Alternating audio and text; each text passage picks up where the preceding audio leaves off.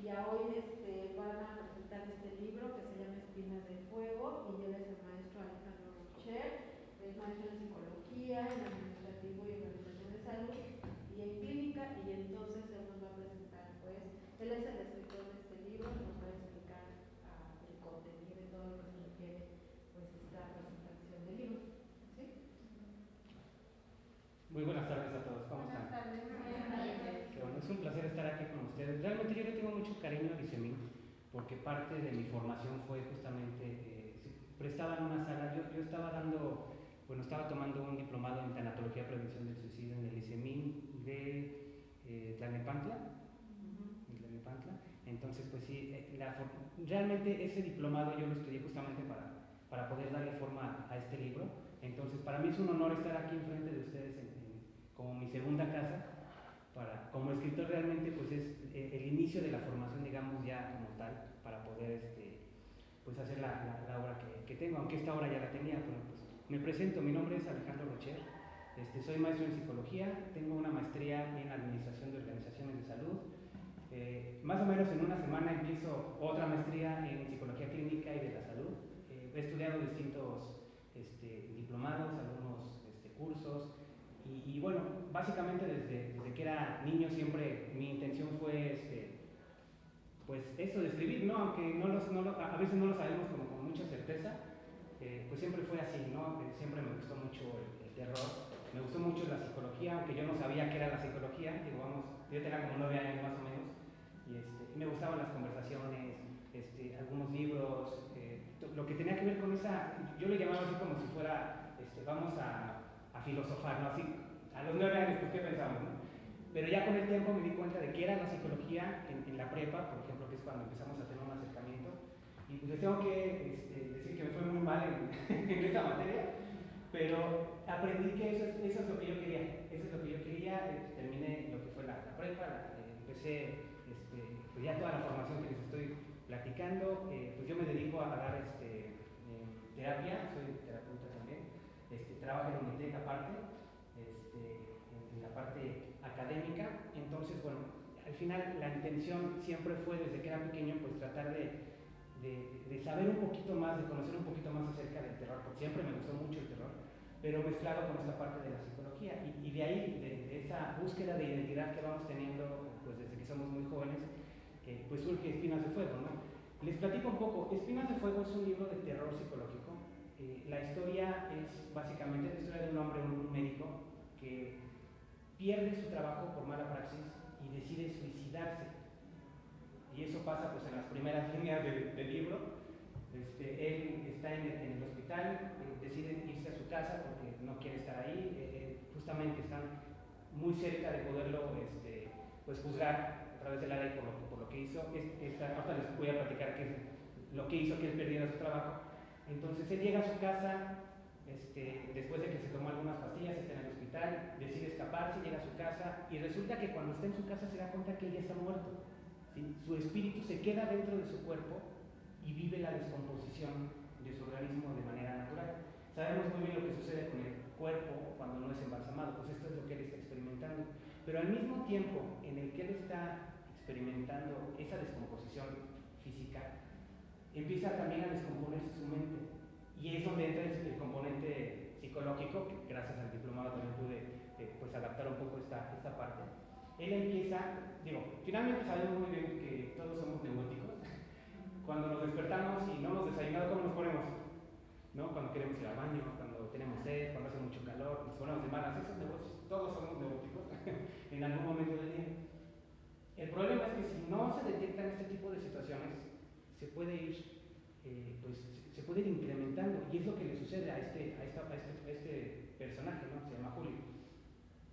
A lo largo de los 4 capítulos de la historia, él empieza a pasar de la neurosis que ya traía, pasa a la psicosis, después pasa a la psicosis esquizoide, llega a la esquizofrenia, es ya parte del componente de la ficción, y el último pues detalle, digamos el último componente psicológico psiquiátrico, no se los voy a comentar, me gustaría si tienen la posibilidad de poder pues, adquirir el libro, poder leerlo, poder pues, compartir yo con ustedes esta historia, pero no les cuento el final para que obviamente pues, no tengan ese spoiler. Pero eso es lo que sucede, o sea, es la historia historia de un hombre que no nada más su cuerpo se empieza a descomponer, sino también su mente. Entonces, llega un punto en el que es una historia reflexiva evidentemente sabemos bien que una persona cuando se quita la vida muchas veces no quiere dejar de vivir, quiere dejar de sufrir en la forma en la que lo está haciendo y la forma en la que, pues, ¿cómo decirlo? De manera mediana en su mente lo logra, pues es a través del suicidio, ¿no? Eso es lo que sucede con las personas que quieren quitarse la vida. Y sabemos que es un tema tabú, ¿no? Al final la intención del libro pues es, al que le gusta el terror, pues lo va a disfrutar, porque aparte de que es de terror, pues es como les comento, es un libro reflexivo en relación a este tipo de cuestiones. Y es un tema delicado, trato de tocarlo de una manera, con respeto, de una manera delicada. Y el objetivo tampoco es que sea como de superación personal, porque pues tampoco es el objetivo, ¿no? Porque pues, al final es terror, quien le gusta le va a gustar, ¿no?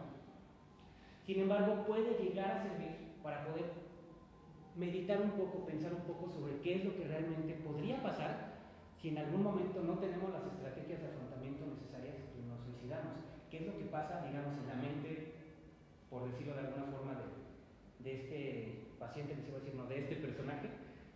Y por eso mismo es una historia bastante reflexiva en este aspecto.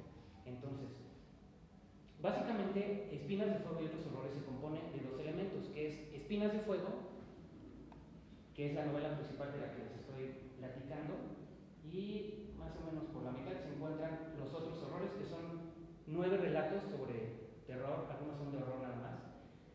Lo interesante de este libro, que pues sí, fue mucho tiempo de estarlo trabajando, es que algunos de los personajes se entrelazan entre ellos en algún momento, a pesar de que no es una historia que tenga que ver una con la otra.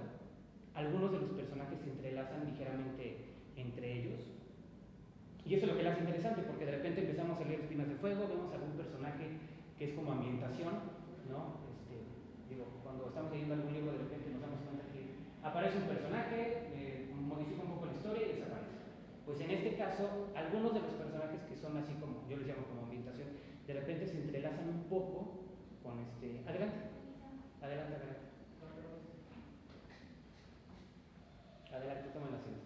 Se entrelazan un poco con Espinas de Fuego y esto es lo interesante. Ahora, esta parte yo tengo la fortuna de presentar aquí con ustedes. Todos trabajamos con personas, ¿no? Y de verdad que es muy importante el tener como cierto detalle a esas pequeñas señales que de repente tenemos cuando hay una persona que a lo mejor es posible que pueda suicidarse. Yo cuando estudié el diplomado en tanatología y prevención del suicidio, yo lo que, dimos terapia en Barrientos, que es en Tlalnepantla, el penal de Barrientos.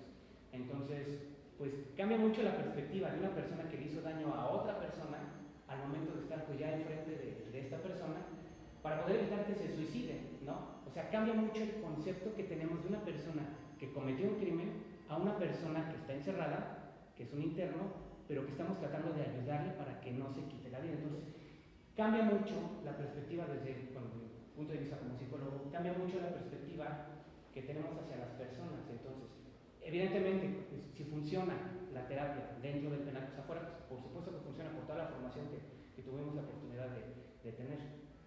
Entonces, es importante, yo quería hacer este comentario con ustedes porque sabemos que todos somos profesionistas de la salud, de alguna u otra manera pues somos profesionistas de la salud. Poner detalle en esos pequeños elementos que de repente no nos damos cuenta, a lo mejor la diferencia entre la ideación suicida y ya cuando se está planeando, ¿no? Es decir, una cosa es decir, ya no quiero vivir, ya quiero que todos se vayan, ya no quiero saber nada de nadie, ¿no? Todos lo hemos pensado en algún momento.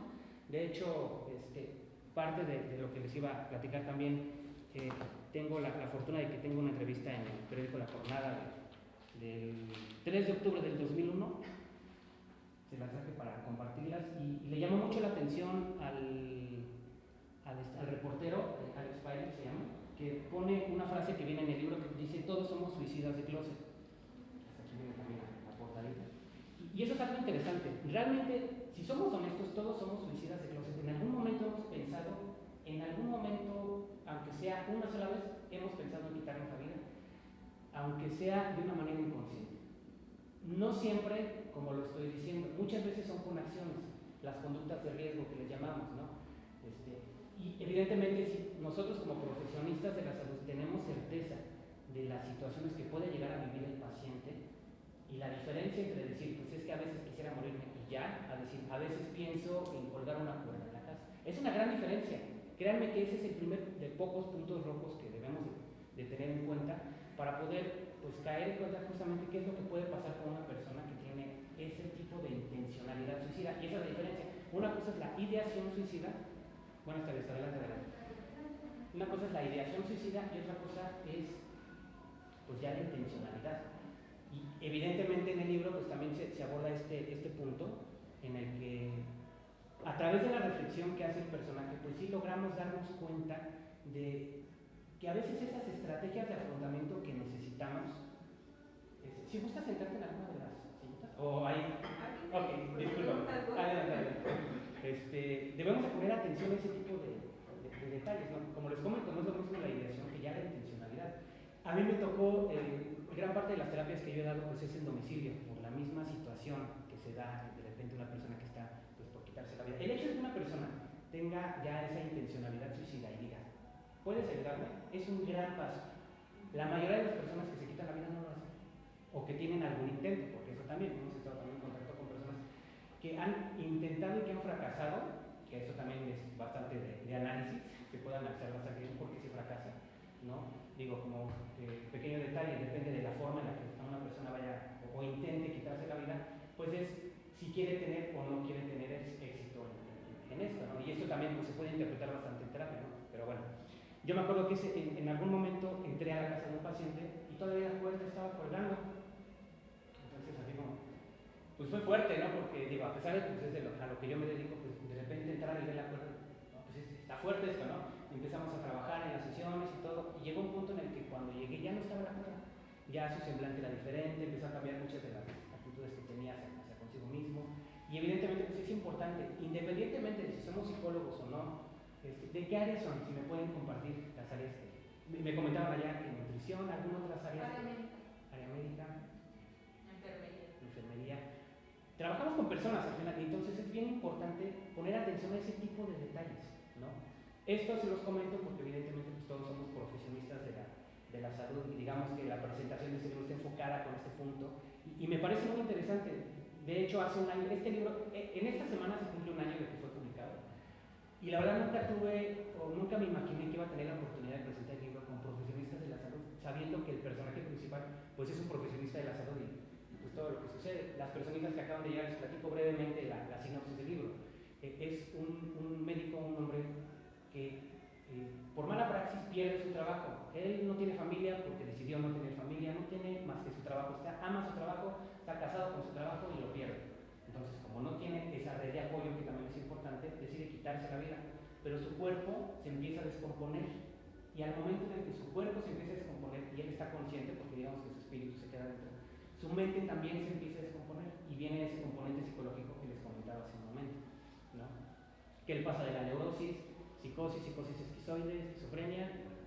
Entonces, es importante estar como muy claros en este punto porque trabajamos con personas, ¿no? Entonces, me platicaba un amigo porque leyó la historia hace un año más o menos, me decía, teníamos esta conversación en la que yo no pretendo que el libro sea como de superación personal, o sea, es de terror, ¿cómo va a ser de superación personal? No tiene lógica.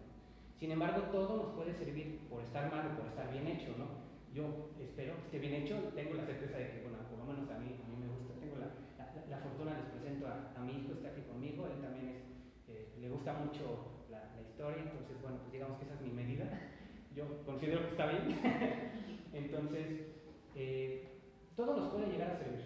Me comentaba este amigo que un libro de superación personal, cada quien, si les gusta a lo mejor este tipo de literatura, se darán cuenta que es como de repente mucha ficción, ¿no? Pasan cosas extraordinarias a una persona que tuvo una situación y de repente la logra superar. Pero la vida no es así, la vida es muy difícil. O sea, realmente tener un buen día, que uno desde la mañana que se despierta hasta el final del día, que diga, realmente mi día fue maravilloso, a veces es complicado.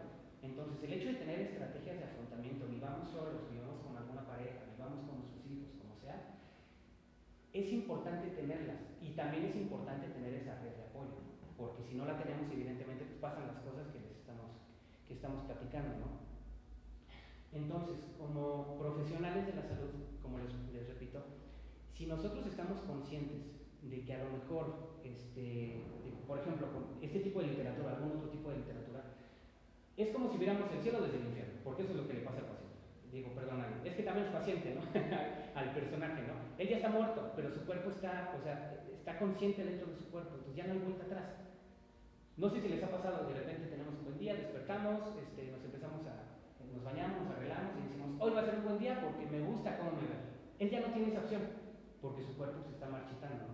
Evidentemente el libro no necesita ser gore, no sé si están familiarizados con el término gore, ¿no?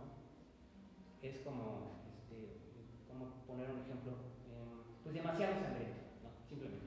Espinas de Fuego no es así.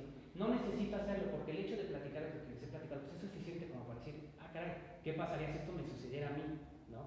Entonces no necesita ser gore. De hecho, como tal, espinas de fuego son todos esos insectos que se dedican a consumir el cuerpo y él le llama sus espinas de fuego, ¿no?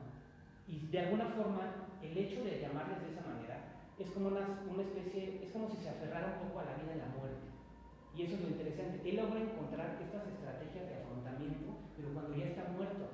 Entonces es interesante cómo él logra, de repente, tiene la posibilidad de comparte su vida con un animal. Esto lo puse aquí, no nada más porque son mis animales, son nuestras niñas, sino porque ambos son personajes de la historia, ¿no? Por eso están aquí, porque digo, están inmortalizadas dentro de mi libro y en particularmente la gata, que se llama Nebula en la vida real y en la historia también, es el único digamos, personaje, aparte de él, que puede compartir, digamos, que comparte la vida o la muerte después de la vida. Y él, a través de esas estrategias que logra con su animal, con lo poquito que está logrando obtener, él empieza a cambiar un poco su forma de pensar en relación a lo que hizo y se cuestiona si es la mejor decisión haberse quitado la vida. Entonces, es lo que les comento. De repente, este libro ha tenido la oportunidad de que lo lean personas que tienen de repente intencionalidad suicida, ya como tal. Recordamos la diferencia, ¿no? Una cosa es ideación y otra cosa es ya la intencionalidad, cuando ya estamos viendo cómo podemos hacerlo. Y les ha funcionado el libro, o sea, como les comento, la intención no es que sea como de superación personal o que les ayude a las personas, o sea, yo no vendo el libro así con esa idea, ¿no? Es terror únicamente. Pero pues es importante saberlo, que si tenemos esa capacidad para identificar a lo mejor estos detalles en esta historia, por ejemplo, pues nos damos la oportunidad de conocer que a pesar de que nosotros no tenemos ese tipo de problemas o al punto en el que pues, no estamos a lo mejor en algún tipo de tratamiento, pues todo nos puede servir para empezar a construir nuestras redes de apoyo de una mejor forma, para empezar a construir nuestras estrategias de afrontamiento para que esto pues, evidentemente no nos suceda, ¿no? Les platicaba hace un rato que el libro está compuesto de dos partes, repito para las personitas que llegaron. El libro se compone de Espinas de Fuego, que es de lo que les estoy platicando, y la segunda parte, digamos, se me pasó, por aquí está más o menos, son Los Otros Horrores. Los Otros Horrores son 9 relatos de terror, de horror, que no están vinculados con Espinas de Fuego. Sin embargo, algunos de los personajes se entrelazan con la historia, no con la historia, con el personaje, de alguna forma también. Y eso es lo interesante de cómo se va trabajando la historia en el que se empieza a crear como una especie de universo, por decirlo de alguna manera, en la que algunos de los personajes tienen presencia en Espinas de Fuego y el personaje principal de Espinas de Fuego tiene presencia de alguna u otra forma con algunos de los personajes. Me tomé la libertad de robarle a mi gata su muñeco. Lo traigo por una razón específica. Fue, ¿de qué cumpleaños habrá sido? ¿De 3 años? Ya como 3 o 4 años cuando yo se lo hice. Evidentemente no estaba así, pero la gata no lo suelta. Se lo hice a mi hijo como regalo de cumpleaños y se quedó. Hay una historia que se llama Los Ojos de Madera. Es una de las historias más largas dentro de Otros Horrores y es una historia muy interesante porque también habla un poco acerca de las patologías de la pareja. No sé si están familiarizados con ese término, no lo conocen un poco.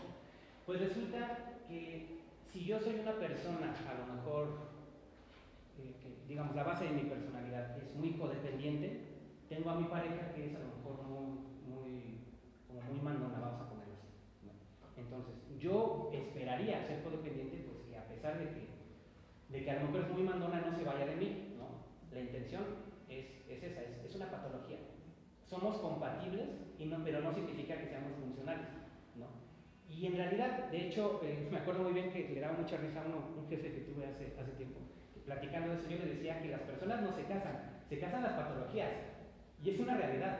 Yo, codependiente, busco a alguien que sea a lo mejor desde otra naturaleza, alguien mandón, evidentemente pues también es codependiente, pero lo explico de esa forma, y nos casamos, ¿por qué? Porque somos compatibles, pero no significa que seamos funcionales. Y hay personas que pueden estar en una situación así durante muchos años, en donde se están peleando cada rato, no son felices, pero no se sueltan. Esas son las patologías de la pareja. Entonces, pues trato un poco acerca, aprovechando también mi carrera, sobre las patologías de la pareja, en la que un hombre, pues también, ese hombre está desempleado, y lo que hace, bueno, ya estoy hablando de los ojos de madera, recordemos. Es una pareja. Este hombre está desempleado y él no quiere buscar otro trabajo. Él le gusta mucho hacer muñecos de madera. Le gusta mucho, es su pasión. El problema es que él lo que hace es pues encerrarse en un cuarto que tienen, digamos, en la parte exterior de la casa, como si fuera un garage.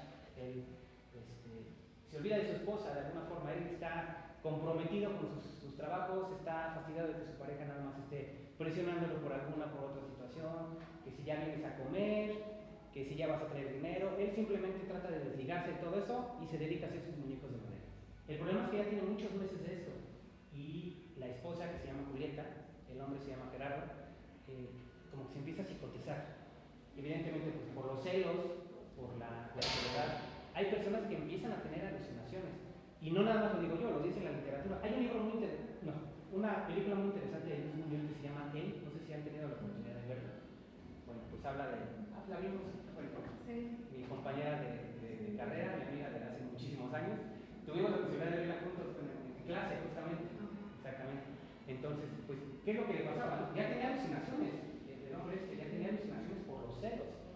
Y esto llega a pasar en realidad. Entonces, esta mujer de repente está en la casa, está haciendo algunas cosas, camina por donde están. Hay dos muñecos en especial, el muñeco de Gerardo y el muñeco de Julieta, que se encuentran en el cuarto, que se encuentran por la casa. De repente los cambia de lugar, pero siempre están ahí.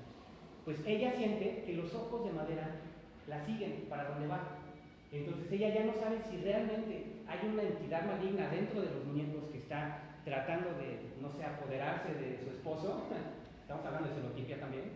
Pero, ¿cómo es lo interesante? Estamos hablando de cuestiones que todos podemos vivir en algún momento, pero con ese componente de terror psicológico. Y por eso es una historia que a mí me llama mucho la atención, ¿no? Llega un punto en el que ella empieza a tener sueños de que su esposo llega y la agrede, pero cuando lo ve cerca de ella, lo ve como si fuera un muñeco de madera gigante, con los ojos de madera gigantes, también así enormes. Que esa era una de las características que tenían los muñecos que él hacía, que los ojos eran pues, bastante grandes, ¿no? Basado un poquito en tu regalo. Entonces, y eso es lo interesante. Llega un punto en el que Julieta despierta, pero despierta con golpes. Entonces ella empieza a culpar a su esposo pues dice, pues es que yo estoy aquí. Y evidentemente pues trata sobre esa descomposición en el matrimonio. Sin ser a lo mejor tan claro, pero pues sí puede llegar a suceder este tipo de situaciones. El final tampoco se los voy a contar, pero llega un punto en el que este hombre, pues todos necesitamos compañía. Entonces una de las compañías, o más bien la única compañía que él logra acceder, pues es la gata, la misma gata que hablamos en Espinas de Fuego, pero estaba muy pequeña la gata. Y esa es una conexión que tiene con Espinas de Fuego, y eso es a lo que me refiero. De repente una historia se entrelaza con otra, pero de manera muy tenue, que no necesita hacer referencia específica a la historia, como para que evidentemente sepamos que pues, es el mismo personaje, ¿no? Pasa el tiempo y eso, bueno, quien tenga la posibilidad de adquirir el libro, se van a dar cuenta de que lo que sucede después con Gerardo, pues viene spoiler directamente de Espinas de Fuego, porque es la primera historia, ¿no? Sin yo contarles el spoiler, de repente Julio, en su vida normal, regresamos otra vez a Espinas de Fuego, el hombre, ya saben, ¿no? El médico que se suicida, todo eso. Este hombre va por la calle, está en un mercado y de repente encuentra unos muñecos que le llaman mucho la atención. Y arriba de los muñecos hay una gata, pero el gato, no sabe el sexo todavía, el gato que está arriba de los muñecos, como si esa gata, porque es hembra, extrañara se me fue el nombre, a Julieta, ¿no? Entonces, pero Julio se encuentra esos muñecos y el otro hombre que se llama Gerardo se los da porque se los está vendiendo, y es como, digamos, la única conexión que tienen. El punto es que esa gata se vuelve muy importante para la historia de Espinas de Fuego, y esa es la parte como interesante en el que, pues, de repente hay ciertas historias. Ahorita estoy trabajando en otra novela que se llama Morfo, y este personaje llega a ser un paciente de Julio, también, muy breve, lo alcanza, me parece que es en el capítulo 3, que habla un poquito sobre un paciente extraño que de repente le está, pues, tratando, y y resulta que este es el personaje principal de la nueva novela que estoy trabajando. Yo espero que en un año ya salga, digo, casi 2 años, la intención es cada 2 años estar sacando un libro, y pues el año que viene sigue con Amorfo. Y esa es como la intención, empezar a generar como esa conexión entre las historias, porque bueno, finalmente pues todo nos inspira de alguna manera, ¿no? Lo que vivimos, digo, el hecho de simplemente hacer el muñeco, me empezó a generar como esa espinita para poder saber pues, cómo poder sacar como provecho, ¿no? a todo esto. La formación que también he tenido pues también ha ayudado un poquito para eso. Ahora, ¿qué puedo hacer? Digo, a lo mejor no, la historia pues como tal pues es ficción. Este hombre lo que hace es, dentro de su psicosis, estoy hablando nuevamente, vamos a regresarnos otra vez con Julio, Espinas de Fuego. ¿Por qué pierde su trabajo este médico? Porque él en su psicosis cree que las personas que están en estado terminal le piden que les quite la vida, ¿no? Entonces, pues la historia también habla un poco de eutanasia, de muerte asistida.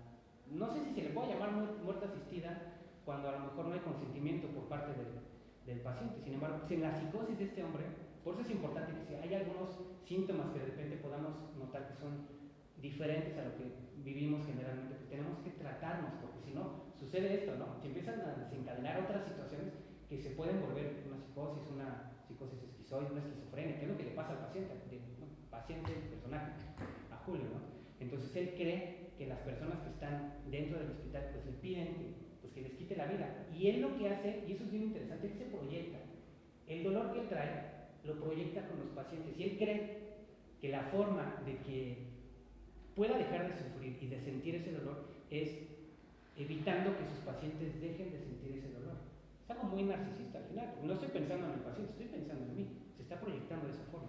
Entonces, ese es el detalle, digo, sin tantos spoilers, de lo que le sucede, por lo cual pierde su trabajo y está pues por meterla a la cárcel, ¿no? Por eso.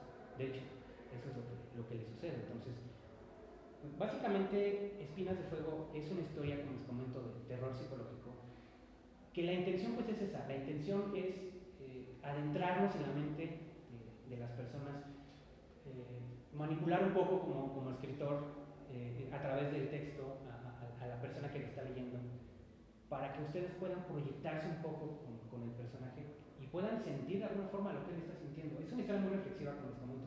Más o menos yo creo que desde el 2000, ¿qué? Tenemos esa controversia, 2003, 2004.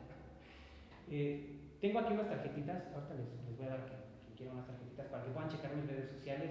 Me han hecho varias entrevistas en algunos lugares. Tengo la fortuna de que me han buscado para hacerme entrevistas en estación de radio, en el periódico son 2. Este es uno, el otro fue digital cuando la pandemia estaba a todo lo que da. Fue cuando me hicieron la entrevista en el otro periódico, fue La Crónica de Jalisco. Esa también está en mis páginas.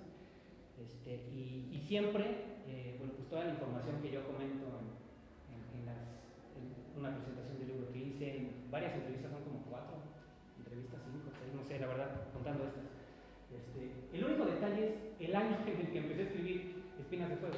No me pongo de acuerdo con mi yo del pasado, no me acuerdo exactamente. El escrito original no lo consulté porque ahí viene la fecha, pero vamos a pensar que más o menos como en el 2003, a veces digo 2001, a veces 2004, vamos a dejarlo en el 2003, que yo empecé a escribir Espinas de Fuego. Esta historia se registró en derechos de autor en el 2005, pero a partir de ahí yo sabía que algo faltaba. Yo sabía que no era suficiente todavía y que tenía que seguir estudiando, seguirme preparando. En el 2009 empezamos a estudiar, justamente en septiembre de 2009 empezamos la carrera y me faltaba, yo sentía que como que faltaba un poquito más estudiar algunos cursos, el diplomado de tanatología y prevención del suicidio, mientras estaba terminando justamente la carrera de psicología. Posteriormente vino la maestría en psicología, la maestría en administración de organizaciones de salud. Como les comento, estoy a punto de entrar a la maestría de psicología clínica y de la salud, no nada más para escribir, sino pues también para poder apoyar a los pacientes. Y pues finalmente esa es como la intención. Creo que todo lo que hacemos tenemos que profesionalizarlo, ¿no? Ya sea escribir, ya sea la terapia, en mi caso, dibujar, que a mí me gusta mucho dibujar, pero no pues eso se lo dijo más a los profesionales. De hecho, la portada, por ejemplo, no la hice yo. La contraportada, el rostro de la contraportada, quien tenga la posibilidad ahorita, si quieren, ahorita se pueden acercar, pueden tomarlos, pueden verlos. El rostro yo sí lo hice, que es una calaverita que está aquí, todos los demás no lo hacen. Porque, bueno, pues también, si nos enfocamos en muchas cosas, a veces es complicado. Pero esa es como la intención. Y si pudiese existir algún tipo de mensaje de mi parte hacia ustedes, hacia todas las personas que siempre estoy en contacto con ellas, yo pienso que tenemos que profesionalizar lo que hacemos. Y es una gran responsabilidad estar enfrente de las personas. Ahorita, yo tengo una gran responsabilidad con ustedes, porque estoy hablando, estoy emitiendo juicios, estoy emitiendo ideas. Entonces, el hecho de que no tengamos la preparación, de que no tengamos la conciencia, de que no tengamos a lo mejor todos esos elementos, pues puede ser peligroso, ¿no? Pues, ¿qué pasó con Trump cuando empezó a hablar lo que pasó en el Capitolio, ¿no? Que ya tiene algo de tiempo, ¿no? Por hablar de más, creo que hasta personas fallecieron, me parece, ¿no? Es una gran responsabilidad. El hecho de publicar un libro es una gran responsabilidad también. A pesar de que este error, pues también se conlleva ese elemento de responsabilidad, porque le pasó, por ejemplo, a Stephen King con la novela Rabia, que esa novela ya no se encuentra, la dejaron de editar y no se encuentra pirata, porque pues habla de una masacre en una escuela, ¿no? Sabemos que a veces hay 1, 2, hasta 3 veces por semana una masacre en Estados Unidos, ¿no? Entonces dice Stephen King que es la única novela de la que se arrepiente de haber publicado, porque unos chicos que eran fanáticos de ese libro, pues cometieron una masacre en una escuela, ¿no? Unos meses después. Entonces es una gran responsabilidad. El hecho de hablar de eutanasia, hablar de suicidio, hablar de todos estos elementos, es importante hacerlo desde una perspectiva, aunque sea terror, sí necesita un componente como lo que dicen en Spider-Man, ¿no? Un gran poder implica una gran responsabilidad. Es totalmente cierto, que por cierto no lo dijo el tío. Eso es una mentira, no se lo crean cuando vean la película. Pero finalmente es muy cierto, es una gran responsabilidad hacerlo. Entonces, pues por eso yo siempre he tratado de trabajar lo más que puedo para profesionalizar lo que hago, ¿no? Yo no critico a las personas que les gusta publicar en Amazon, por ejemplo. Si es poesía, creo que no aplica, todos tenemos nuestras emociones y nos gusta la poesía y publicamos, no es mi caso.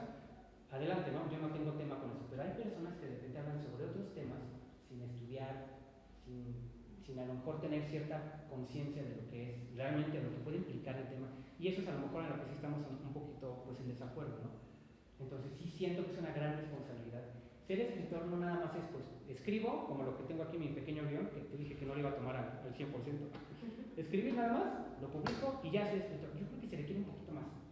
Así como ser profesional de la salud. Sabemos muy bien que se requiere de una maestría para dar una terapia, ¿no? Se requiere, estoy hablando de psicología en este caso, ¿no? Se requieren de ciertos estudios en particular para poder, estamos enfrente de las personas, entonces es bien importante tener esa conciencia de que pues no son números, no estamos trabajando en un call center, ¿no? Son personas y es una gran responsabilidad seguirse preparando, seguir profesionalizando lo que hacemos. Y pues esa es básicamente como la carta con la que yo presento Espinas de Fuego, porque a mí me ha costado mucho trabajo o mucho tiempo, porque realmente cuando amas algo lo haces con pasión. El tiempo ni siquiera transcurre de la misma forma, pero sí es algo que yo quería pues compartir con ustedes, porque finalmente pues desde pequeño siempre me ha llamado mucho la atención pues todo esto, y la intención pues sí era plasmar lo mejor que yo tengo a través de lo que escribo. Y pues algunas de las cosas que vienen para su servidor pues es en un año, si todo sale bien, en un año más o menos ya deberíamos estar pues con el otro libro publicado, que se llama Amorfo. En 2 años más ya tengo otro libro casi preparado, un 70%, no sé. Ese libro se va a llamar Los excesos del espíritu. Ese va a estar bien interesante y todas las historias de alguna forma se van a conectar, aunque sea muy poco. Entonces la intención es como generar como un pequeño universo.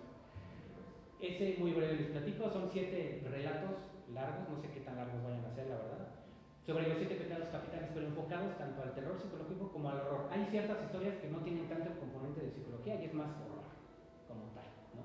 Entonces, pues esa es como la intención de seguir trabajando en lo que yo estoy haciendo, en seguirlo compartiendo. Ojalá tenga la posibilidad de presentarlo nuevamente con ustedes y digan, mira, ¿se acuerdan?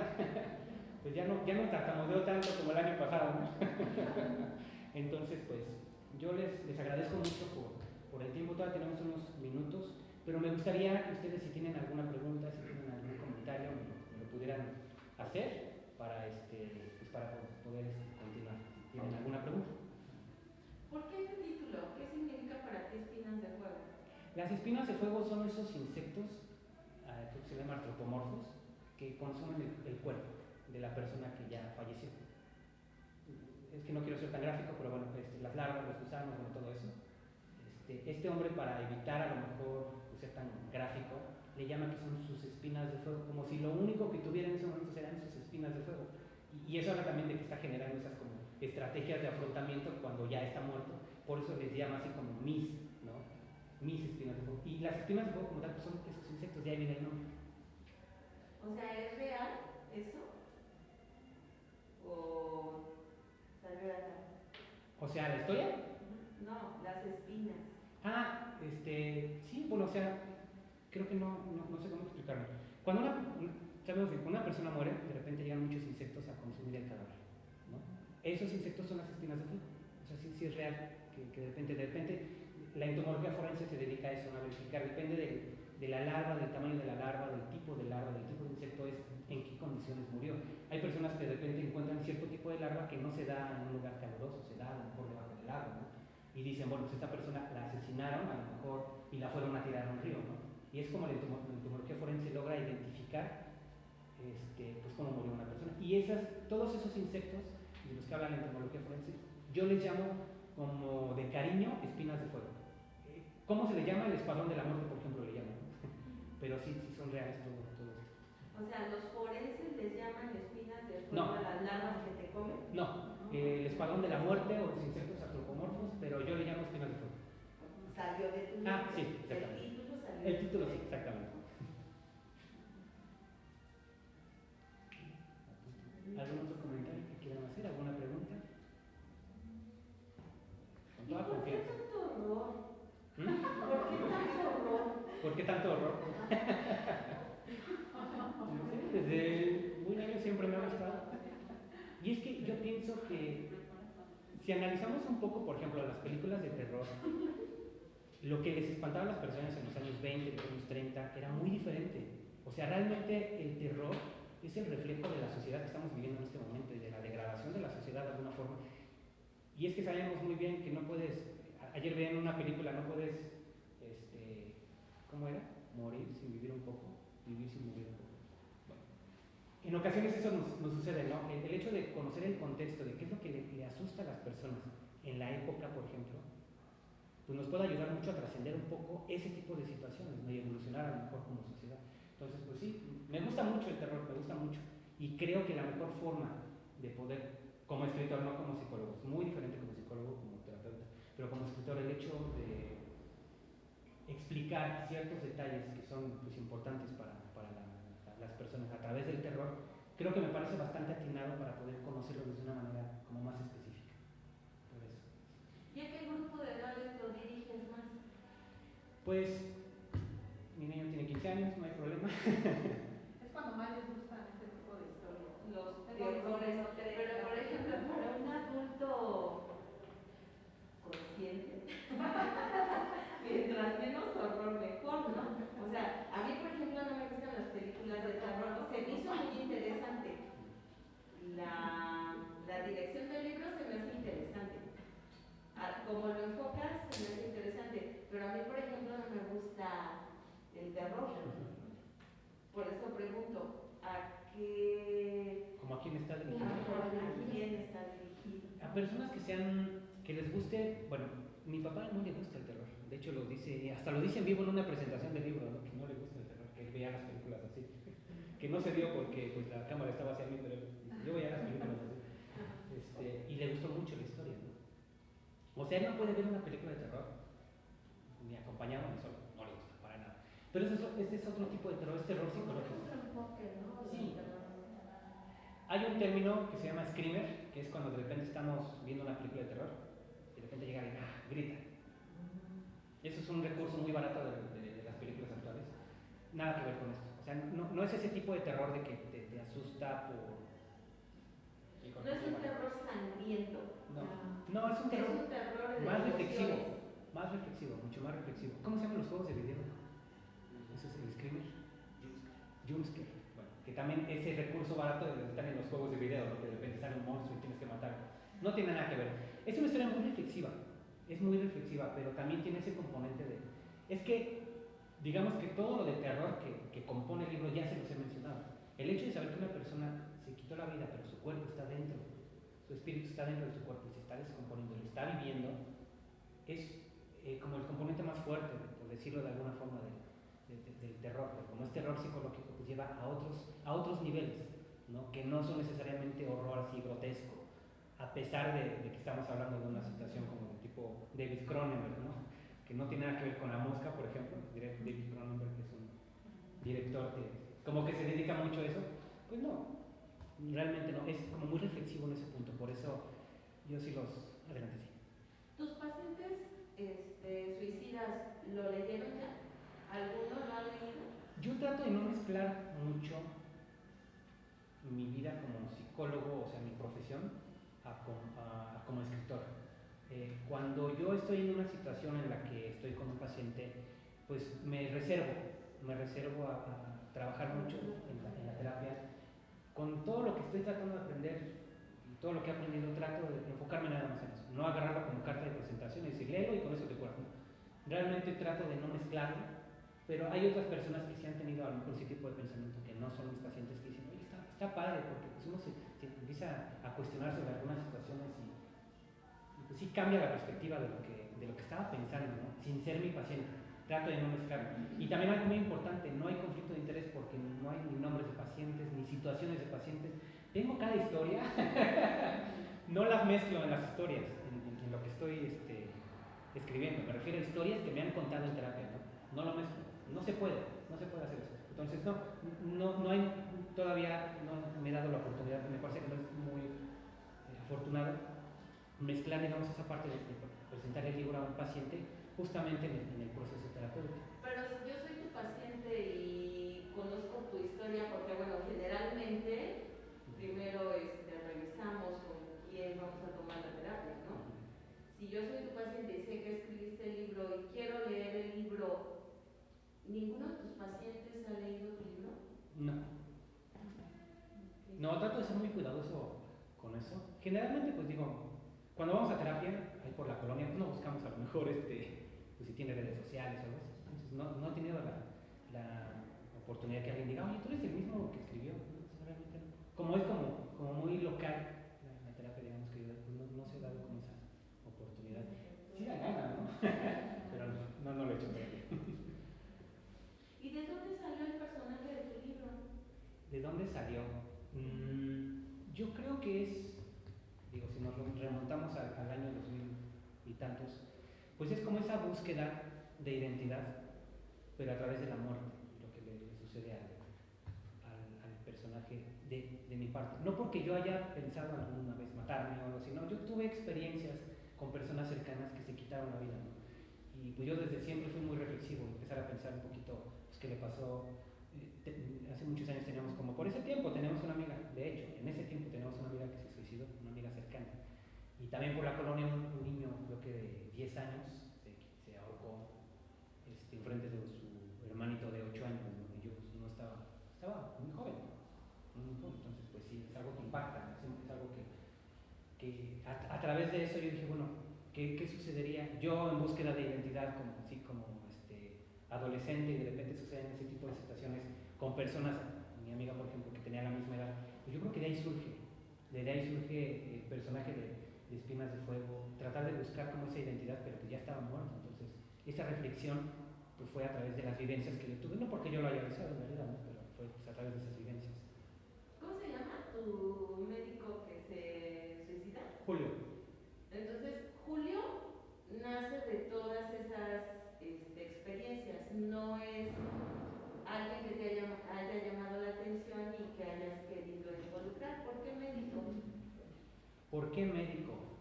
Primero, hago un pequeño acotación en relación a lo anterior. Se llama Julio por una situación específica. Se menciona una sola vez el nombre, ¿no? De Julio, una sola vez. Hay un trastorno, es que no les quiero dar spoilers para que tengan la posibilidad adquirirlo. Pero hay un trastorno que descubrió un hombre que se llama Jules, ¿no?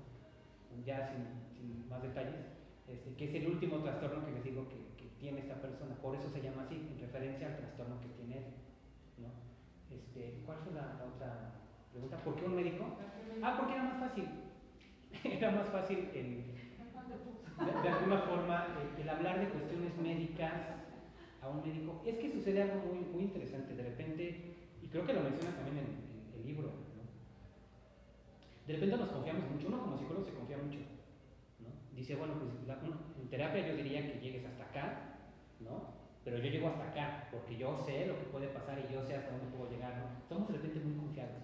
Y eso nos sucede muchas veces a los profesionistas de la salud, nos confiamos mucho, ¿no? En este tipo de situaciones, a lo que nos estemos dedicando. Entonces, era más fácil poder llevar al límite al personaje, porque pues es parte de la soberbia que de repente tenemos. Todos de alguna forma tenemos ese componente de soberbia en algún o en otro momento, porque pues así nos percibimos, ¿no? Y a veces eso puede llegar a tener su función, y puede ser interesante que lo veamos desde ese punto de perspectiva. A lo mejor no le llamemos soberbia, pero le llamamos otra naturaleza, pero todos lo tenemos. Entonces, justamente esa soberbia que tiene este personaje le pasa todo lo que le pasa justamente porque llega hasta el límite, ¿no? Por esa misma soberbia que lo traía. Y también ese narcisismo que también todos tenemos en algún momento. Ya nos dijiste narcisista y soberbio. Yo también.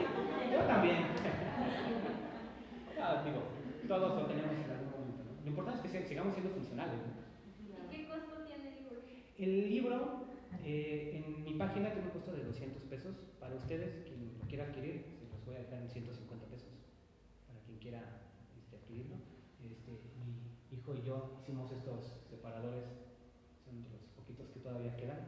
Eso viene de regalo para quien lo quiera adquirir. Pero sí, para todos ustedes, quien lo quiera adquirir, se lo puedo dejar en 150 pesos. Si no tienen a lo mejor ahorita la posibilidad, se los podemos dejar, después igual podemos ponernos de acuerdo y para que ustedes puedan ya después transferirme o hacer un depósito, o sea, por eso no hay ningún problema, hacemos un listadito y todo. Y pues, sin ningún problema, básicamente la intención es pues compartir el trabajo que yo tengo con ustedes. Esto es independiente, esto es completamente independiente, no es una editorial, de hecho, si se dan cuenta, no trae pues, el sello de ninguna editorial. Esto yo lo trabajé por mi cuenta, ¿no? Lula Guzmán fue la diseñadora, ¿no? Yo la contraté para hacer lo que es la maquetación, que es pasarlo de Word al formato de libro, el diseño, contraté a 2 correctores de estilo para que pues, el libro, una cosa es tenerlo ya así, pero ya el hecho de arreglarlo de la mejor forma, pues sí es complicado. Entonces se invirtió mucho en el libro para esto, y la intención pues a lo mejor ni siquiera se recupera parte de lo que se invirtió. La intención es básicamente compartirlo y pues vivir el sueño, ¿no? De ser escritor, ¿no? Al final, pero desde un punto de vista en el que las cosas las hagamos bien, ¿no? O sea, realmente fue, como les comento, la portada, la maquetación, los correctores de estilo, me los mandaron a hacer en Guadalajara, me los trajeron hace un año, más o menos hace un año exactamente, en esta semana se cumple un año. Entonces sí, todo es de manera independiente, tratamos un poquito como de apoyar a los freelance, que le llaman, a los trabajadores independientes, a que, pues luego es difícil, ¿no? Ser independiente y tener como una cartera de, pues trabajar, seleccionar como a los mejores que pudieran hacer la portada, a los mejores que pudieran trabajar mejor el texto, y pues digo, tiene lo mejor de muchas personas este libro, y la intención pues, finalmente no es como les comento, de enriquecerse con esto, finalmente es compartirlo con las personas que les llegue a agradar la historia, y por eso yo lo dejo en ese precio, porque realmente pues esa es como la intención de compartirlo, ¿no? Bueno, ya me tengo que ir, pero ¿sí me dejas uno? Sí, por supuesto. ¿Y eso bonito que sí es igualito a ti? Sí. Es interesante el libro, ya lo empecé, no he terminado, pero sí está padrísimo. Bueno, ¿me dejas uno? Sí, por supuesto.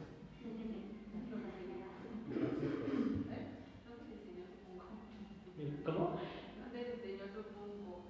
Pues es que encontré. ¿Se puede personalizar? Sí, bueno, yo personalicé, este era el cuerpo de otro personaje. Creo que de Stephen King, por eso trae el libro. De hecho, trae aquí la portadita de Pinas de Fuego, no se alcanza a ver. La cabeza es de otro, los lentes no los traía, yo se los hice con alambre. Tengo también un Lego que hice de mí, pero ese no me lo traje. Dije, no, ¿qué tal si se pierde? Está así chiquitito, pero trae su sombrero y todo. Entonces, pues sí, invitarlos para que quieran. Si quieren, pueden acercarse, pueden tomarlo, pueden leer la sinopsis, pueden. ¿A dónde quedó la hojita? ¿Todos se anotaron? Bueno, pues muchísimas gracias por venir. Es la actividad que hoy tuvimos. Y pues, está interesante. Más rápido su muñeco. Sí. La creatividad.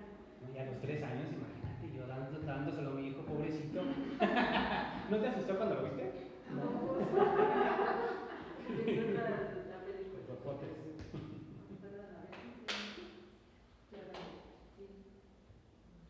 Ah, no, tranquilo. Quien guste acercarse, pueden tomarlo, pueden verlo, si gustan. Les voy a agarrar unas tarjetitas.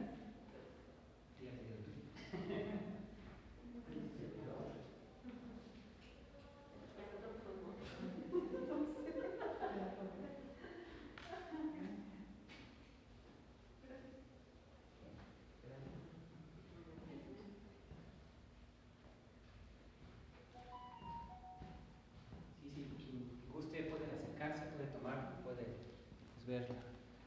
Esta es mi copia, ya está todo rayado porque me lo llevo a todos lados, pero si quieren ojearlo también, pueden verlo aquí. Estos son los que están empaquetados, sin ningún problema.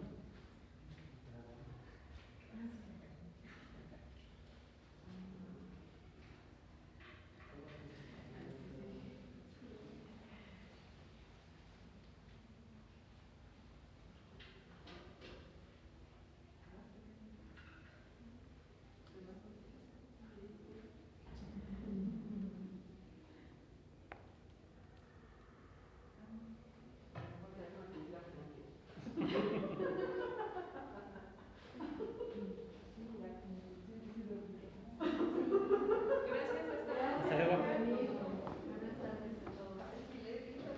Nos vemos el próximo mes.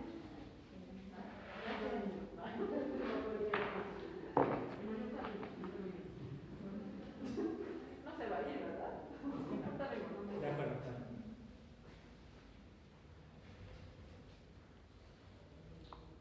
Sí, me voy a traer el Lego, ¿verdad? Para que lo vieran. Está muy interesante. No lo entendí.